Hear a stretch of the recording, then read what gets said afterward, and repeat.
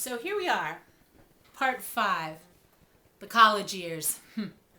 Graduated high school, was very confident, very sure of myself, and then I get to college and I start to experience some heavy duty anxiety. I auditioned for a show at the University of Maryland Theater, don't even get a call back. Thank you very much. I signed up for vocal lessons with a coach. I was a music major, a music ed major, and my vocal coach, his name was Dr. Pennington, and he basically said, no musical theater, classical music. You're going to study, you're going to be classically trained. So I learned this piece. It's a very popular, I think, college piece for a lot of people. Some people may even enter in with it as an audition, called Caro Mio Ben. And the woman in the piece is telling the man that she loves that when he is away from her, she mourns. Her heart no longer feels the bliss. So here we are. I had to pull out the old college 24 Italian songs and arias, dust it off, blow it off, and I'm going to try a little bit of my classical training for you. Caro Mio Ben.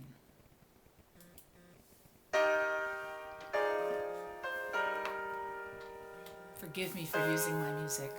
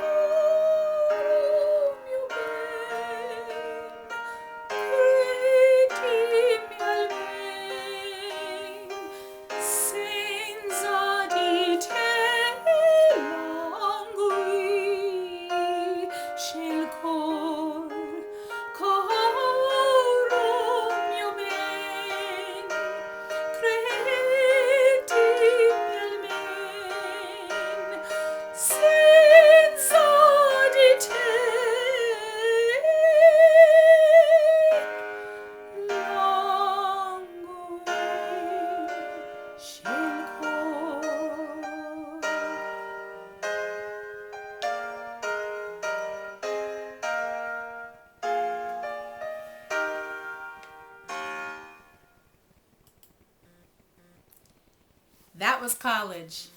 I couldn't get a part to save my life. And every jury I took, I got critique after critique after critique. And it was pretty discouraging. But my music ed classes were amazing.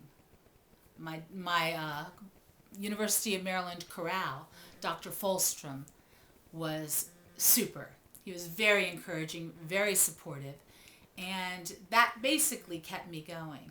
But I do believe that anxiety was really well rooted in college and solidified in college. And then I went out into the real world of education.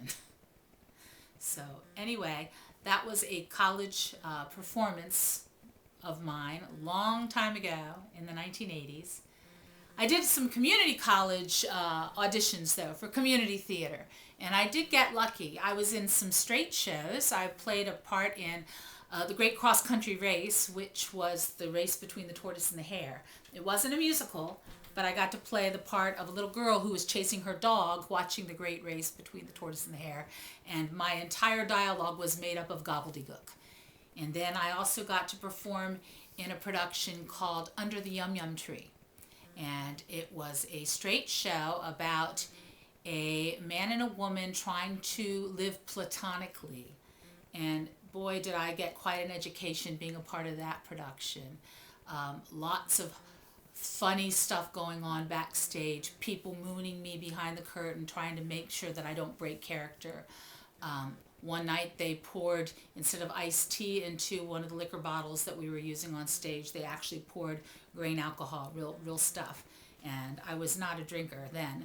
And so it was very disturbing to have that happen.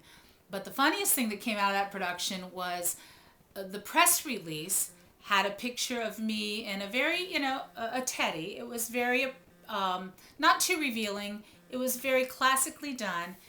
And my mother took that picture and she sent it to Playboy magazine. I was furious. I guess they were doing an edition of college student centerfolds, and she wanted to see if possibly I could get famous and published in Playboy. That was crazy. And I was not at all about that. But finally, there was a production, a musical production that would change my life, and it came about while I was at Prince George's Community College in their community theater. But I'll save that for round 6.